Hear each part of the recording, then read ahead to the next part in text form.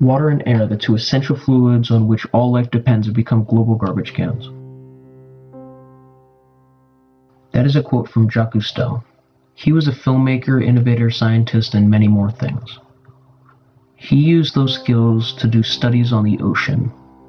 When he did these studies, he found all forms of life in the water, and as well as discoveries he made on the underwater species. He wrote books on his discoveries, but he did not like some of the facts he learned about our pollution. He saw problems with the freshwater crisis, and there was overfishing, which kills species, it destroys food cycles, and when you destroy a food cycle, it not only harms the species that are in it, but it'll hurt us in the long term. He also saw people netting ocean floors to catch sea life. But what they don't know is that when you do that, you're destroying the sea life itself.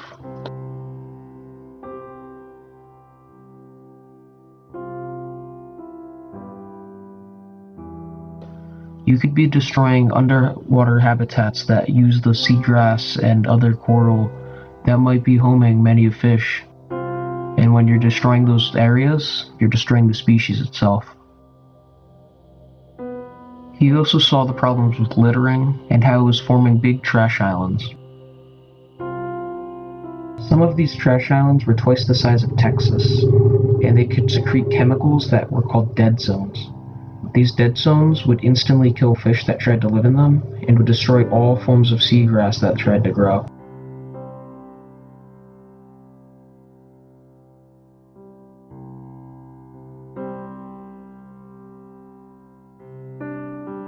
This all around just killed wildlife, and no one could live in that area. If these formed near populated areas, it could probably cause diseases.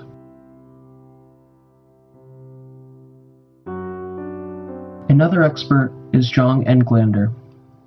He has been a leader for 30 years of a private sector and a nonprofit organization. He is an oceanographer, and he's an expert on the sea level rise. He has a degree in geology and economics.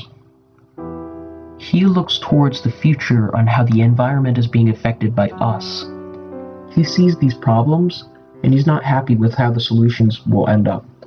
Most of the solutions are only short-term, but these are some that are actually long-term. Banning fertilizers in rainy months. It may seem like something small.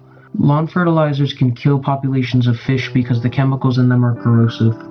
If these lawn fertilizers are used in places near rivers or oceans, it can kill off populations. There are also places that are saying to use less pesticides on farms near sea or rivers. There are also places that are saying to stop flat-out littering. Some places want safer regulations on oil barges to prevent spills. Recycling is also a big way to stop all of this problem.